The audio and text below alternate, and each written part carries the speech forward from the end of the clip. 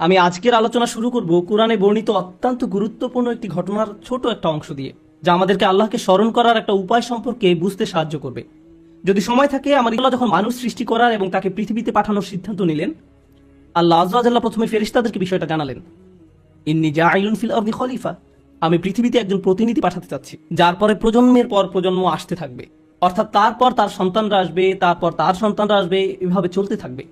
এর আরেকটা অর্থ হলো, আমি এমন একজনকে পৃথিবীতে প্রেরণ করতে যাচ্ছি যে নিজেই নিজের সিদ্ধান্ত নিবে। অর্থাৎ আমরা কখন বসবো, কখন দাঁড়াবো তা আল্লাহ ঠিক করে দিবেন না। আমরা কখন চোখ খুলবো বা বন্ধ করবো তাও আল্লাহ ঠিক করে দিবেন না। আমাদের নিজেদেরকে সেই সিদ্ধান্ত নিতে হবে।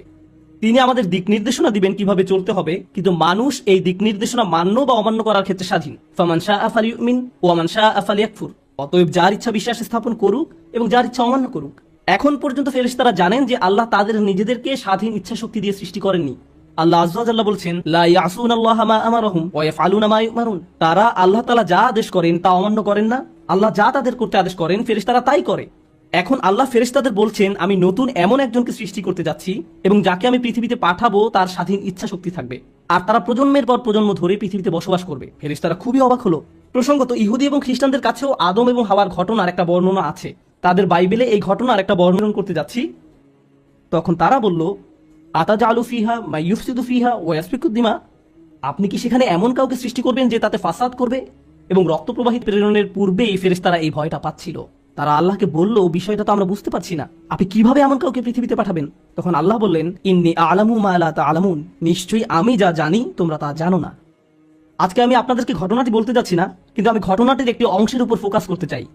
তারপর আল্লাহ আযজা ওয়া জাল্লা তাদের নিকট প্রমাণ করলেন কেন তিনি সঠিক আর তারা ভুল।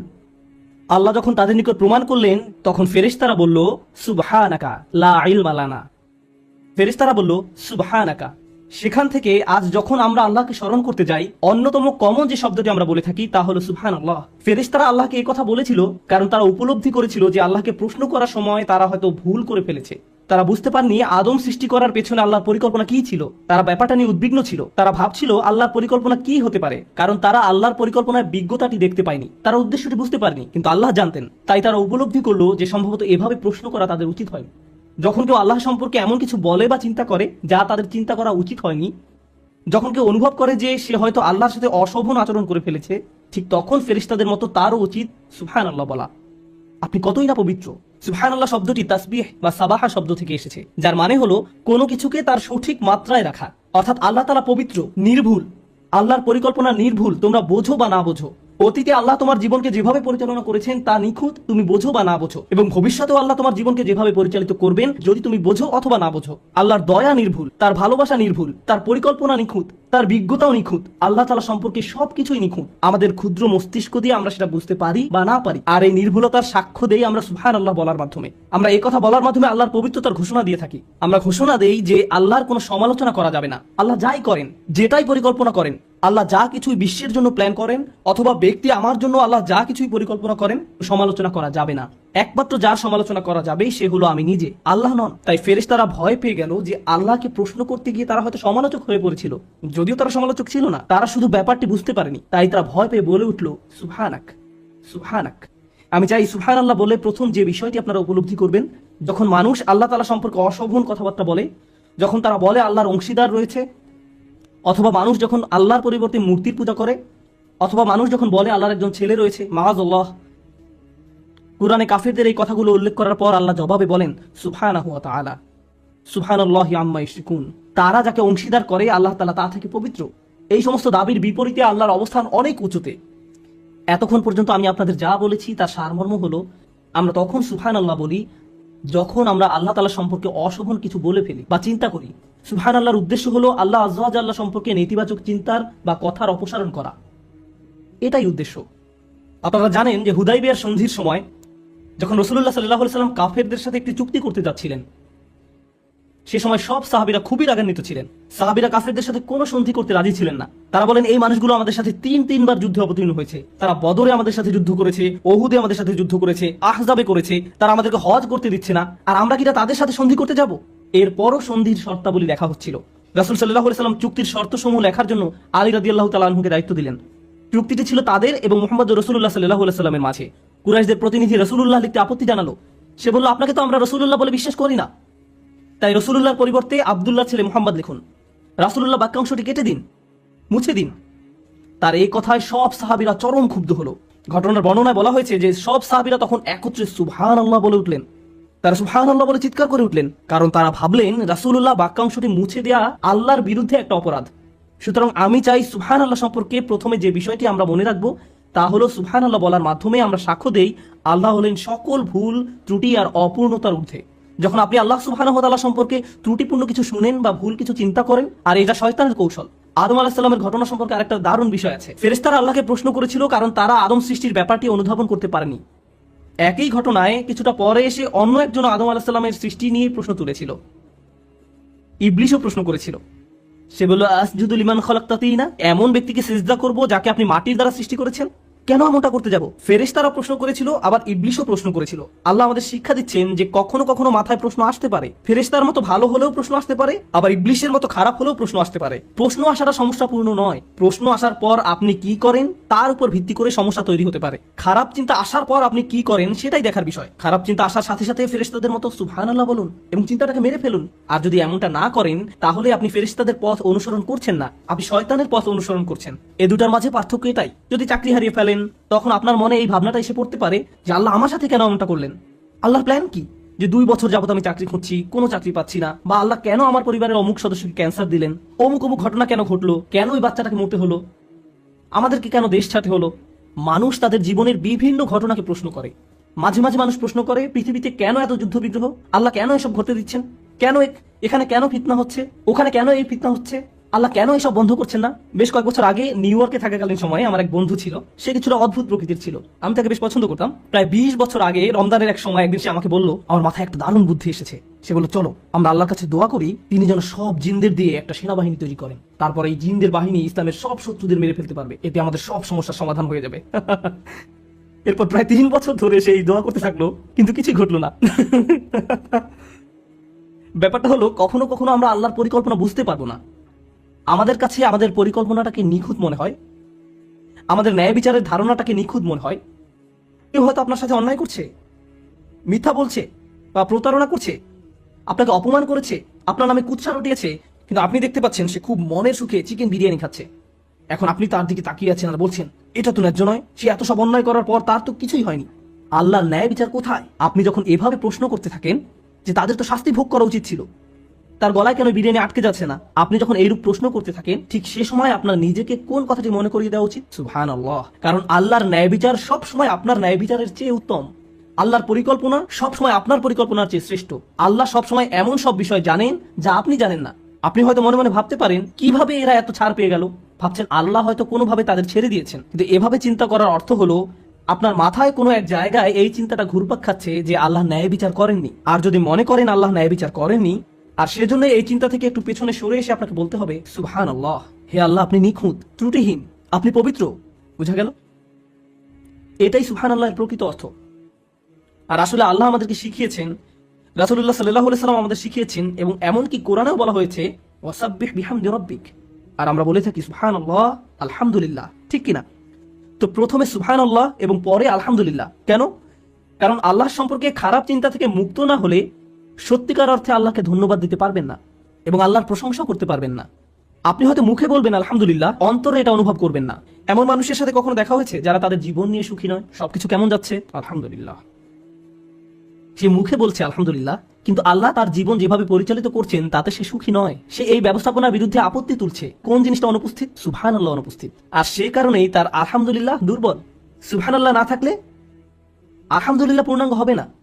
আর তাই রাসূলুল্লাহ সাল্লাল্লাহু আলাইহি সাল্লাম কত নিখুঁত ভাবে বলছেন আমাদেরকে, সুবহানাল্লাহি নিসফাল মিজান ওয়ালহামদুলিল্লাহি তামলাউল মিজান। সুবহানাল্লাহ হলো পাল্লার অর্ধেক, আর আলহামদুলিল্লাহ সে পাল্লাকে পরিপূর্ণ করে দেয়। মন থেকে সুবহানাল্লাহ তাসবিহ করতে না পারলে আল্লাহর প্রশংসা করার পর্যায়ে পৌঁছতে পারবেন না। সর্বশেষ সুবহানাল্লাহ সম্পর্কে যে ব্যাপারটি শেয়ার করতে চাই, আজকে শুধু সুবহানাল্লাহ নিয়েই কথা বলবো। ভেবেছিলাম যে আজকে সুবহানাল্লাহ এবং আলহামদুলিল্লাহ উভয়টা নিয়ে কথা বলবো, কিন্তু আগামী পরশু ইনশাআল্লাহ আমরা আলহামদুলিল্লাহ নিয়ে কথা বলবো, যেন আমরা এই 2 বাক্যের কদর করতে পারি। চলুন আজকে শুধু সুবহানাল্লাহ নিয়ে কথা বলি। সুবহানাল্লাহর একটি দিক হলো নেতিবাচক চিন্তাকে দূর করে দেয়া, কিন্তু এর আরো একটা দিক রয়েছে। অপর দিকটি হলো কোরআনের অনেক জায়গায় আল্লাহ আযজা ওয়া জাল্লা মানুষকে সুবহানাল্লাহ বলার প্রতি উৎসাহিত করেছেন, আবার অনেক জায়গায় নবীরা নিজেদেরকে সুবহানাল্লাহ মনে করিয়ে দিয়েছেন। আপনাদের মনে রাখতে হবে, সুবহানাল্লাহ হলো সেই ঘোষণা দেয়া যা আল্লাহ হলেন পবিত্র এবং নিখুঁত। ফেরাউনকে চ্যালেঞ্জ জানানোর জন্য দায়িত্ব দেওয়া হয়েছিল মূসা আলাইহিস সালামকে। তিনি আল্লাহর কাছে দোয়া করেন যে আমার একার পক্ষে এই দায়িত্ব পালন করা কঠিন হবে, আমার ভাইকে আমার সাথে দিন। আশদুদ বিহি আজরি ওয়াশরিকুহু ফি আমরি, তার মাধ্যমে আমার কোমর মজবুত করুন এবং তাকে আমার কাজে অংশীদার করুন। তখন আল্লাহ হারুন আলাইহিস সালামকে তার সাথী করে দিলেন। তারপর তারা উভয়ে গেলেন এবং ফেরাউনকে চ্যালেঞ্জ করলেন। মূসা আলাইহিস সালাম যখন হারুন আলাইহিস সালামকে সাথে দেওয়ার জন্য দোয়া করেন, কাই নুসাব্বিহাকা কাসীরা ওয়া নাযকুরাকা কাসীরা ইন্নাকা কুনতা বিনা বাসীরা, সহজভাবে বললে আমার ভাইকে আমার সাথে দিন যেন আমরা উভয়ে অনেক বেশিবার সুবহানাল্লাহ বলতে পারি এবং যেন আমরা আপনাকে অনেক বেশি স্মরণ করতে পারি। প্রথমে তিনি হারুন আলাইহিস সালামকে চাইলেন যেন হারুন আলাইহিস সালাম তাকে ফেরাউনের মোকাবেলায় সাহায্য করতে পারেন। এরপর মূসা আলাইহিস সালাম আল্লাহর নিকট ব্যাখ্যা করে বললেন, আমি হারুনকে আমার সাথে চাই যেন সে এবং আমি অনেক বেশি আল্লাহ স্মরণ করতে পারি। এখন ফেরাউনকে মোকাবেলার সাথে সুবহানাল্লাহ সম্পর্ক কি? যখন আপনি ইসলামের দাওয়াত দেন, কারো নিকট ইসলাম ব্যাখ্যা করেন, ধরুন রাস্তায় কারোর সাথে আপনার দেখা হলো এবং সে আপনাকে ইসলাম সম্পর্কে বিভিন্ন প্রশ্ন করতে লাগলো আর আপনিও তার উত্তর দিতে থাকলেন। অনেক সময় আপনি আল্লাহর বাণী পৌঁছে দিতে চান, ঠিক কিনা? এখন কারো যদি ফেরাউনের মতো ব্যক্তিত্ব থাকে, সে আপনাকে নিয়ে তুচ্ছ তাচ্ছিল্য করবে, সে আপনার ধর্ম নিয়ে হাসি ঠাট্টা করবে, আপনার নবীকে নিয়ে ব্যঙ্গ করবে, আপনার ধর্মের কিতাব নিয়ে ব্যঙ্গ করবে, এবং ফেরাউনও ঠিক এটাই করেছিল। এখন কেউ যদি আপনাকে নিয়ে উপহাস করে, এতে কি আপনার মেজাজ খারাপ হবে না? এতে আপনার প্রচন্ড রাগ হবে। এখন আপনি জানেন না এই রাগ হওয়াটা কি আপনার ব্যক্তিত্বের উপর আঘাত আসার কারণে হয়েছে নাকি আল্লাহর দ্বীনকে অপমান করার কারণে হয়েছে? কারণ আপনি তো এখানে নিজের ইগোর প্রতিনিধিত্ব করছেন না, আপনি এখানে আল্লাহর দ্বীনের প্রতিনিধিত্ব করছেন। মূসা আলাইহিস সালাম জানেন তিনি মারাত্মক রেগে যান, কিন্তু যখন তিনি আল্লাহর দ্বীনের প্রতিনিধিত্ব করছেন তখন তার পক্ষে রেগে যাওয়া শোভা পায় না। আপনাদের মনে থাকার কথা, তিনি একবার এতই রেগে যান যে ফেরাউনের এক সৈনিককে প্রচন্ড জোরে ঘুষি মারেন এবং তার ফলে তার মৃত্যু ঘটে। আরেকবার তিনি তার ভাইয়ের দাড়ি চেপে ধরেন, অন্যবার আলওয়াহ ভেঙে ফেলেন। যদিও প্রতিবার রেগে যাওয়ার পেছনে যথেষ্ট যৌক্তিক কারণ ছিল, তিনি এমনকি আল্লাহর নিকট দোয়া করেন, আউযু বিল্লাহি আন আকুনা মিনাল জাহিলিন। তিনি জানতেন যে ফেরাউন এমন সব কথা বলবে যা তাকে রাগিয়ে তুলবে, আর এভাবে যদি তিনি রেগে যান তাহলে আল্লাহর দেয়া দায়িত্ব ঠিকভাবে পালন করতে পারবেন না। আল্লাহ হলেন নিখুঁত, পবিত্র, ত্রুটিহীন, নিখুঁত, পবিত্র। আল্লাহ আমাকে এই দায়িত্ব দিয়েছেন, আমি যদি সঠিকভাবে এই দায়িত্ব পালন করতে না পারি তাহলে আমার ভাই আমাকে মনে করিয়ে দিবেন সুবহানাল্লাহ। নিখুঁত এবং পবিত্র আল্লাহ তোমার কাছ থেকে আরো উত্তম কিছু আশা করেন। আমার দুর্বলতায় সে আমাকে সাহায্য করবে আর তার দুর্বলতার সময় আমি তাকে সাহায্য করব। আল্লাহ যে নিখুঁত আমরা একে অন্যকে তা বারবার স্মরণ করিয়ে দিব। আল্লাহ আমাদেরকে এই মহান দায়িত্ব দিয়েছেন, আমরা এক হচ্ছে আল্লাহর তাসবিহ করব। আর আমাদের রাসূলুল্লাহ সাল্লাল্লাহু আলাইহি সাল্লামের ক্ষেত্রে কোরআনের 2 জায়গায় আপনি পাবেন যখন আল্লাহ রসুলের শত্রুরা তাকে নিয়ে উপহাস করত, অপমান করত, তারা তাকে মক্কা থেকে বিচ্ছিন্ন করে দিয়েছিল। তারা রসুল সাল্লাল্লাহু আলাইহি সাল্লামের বিরুদ্ধে শারীরিক, মানসিক, মৌখিক সব ধরনের অপরাধ করেছিল। যখন এই নির্যাতনের মাত্রা অস্বাভাবিক পর্যায়ে চলে যেত তখন আল্লাহ সুবহানাহু ওয়া তাআলা তাকে বলতেন, ওয়াসাব্বিহ বিহামদি রাব্বিক ফাসবির আলা মা ইয়াকুলুন ওয়াসাব্বিহ বিহামদি রাব্বিক ক্বাবলা তুলুইশ শামসি ওয়া ক্বাবলাল গুরুব। অতএব তারা যা কিছু বলে তার জন্য আপনি সবর করুন এবং সূর্যোদয় ও সূর্যাস্তের পূর্বে আপনার পালনকর্তার সপ্রশংসা পবিত্রতা ঘোষণা করুন, অর্থাৎ সুবহানাল্লাহ এবং আলহামদুলিল্লাহ বলুন। কেউ কেউ এখানে প্রশংসা এবং পবিত্রতার ঘোষণা দেয়া বলতে নামাজ বুঝিয়েছেন। আল্লাহ বিশেষভাবে সূর্যোদয়ের আগে এবং সূর্যাস্তের পূর্বের সময় উল্লেখ করেছেন। কেন? রাসূলুল্লাহ সাল্লাল্লাহু আলাইহি সাল্লামকে বলা হলো যে জীবন পরিবর্তনশীল, কাফেরদের শত্রুতা কখনো তীব্র রূপ ধারণ করবে আবার কখনো কমে যাবে, আর আল্লাহ চাইলে এদের পরাজিত করতে পারেন। মাঝে মাঝে সবকিছু দিনের আলোর মতো পরিচ্ছন্ন হয়ে উঠতে পারে, আবার মাঝে মাঝে সবকিছু রাতের আধারের মতো অন্ধকারাচ্ছন্ন হয়ে যেতে পারে। আপনার চারপাশের পরিস্থিতি পরিবর্তনশীল, কিন্তু যার কোনো পরিবর্তন নেই তিনি হলেন আল্লাহ।